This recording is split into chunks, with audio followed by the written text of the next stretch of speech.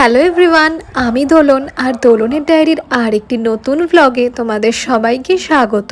আগের ভ্লগটাতে আমি তোমাদেরকে দেখিয়েছিলাম এই ফুলের দোকানে কত রকমের পাতাবাহারি গাছ ছিল, আর এইখানে দেখো ফুলের গাছেও কিন্তু চারিদিকটা ভরে রয়েছে। জার্মানিতে বা ইউরোপের যে কোনো দেশে এই সামার টাইমটি কিন্তু গাছপালা লাগানোর জন্য একদম আইডিয়াল টাইম।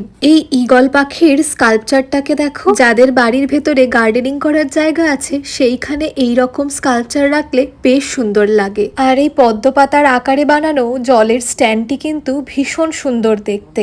এগুলো সবই বাগান সাজানোর জন্য।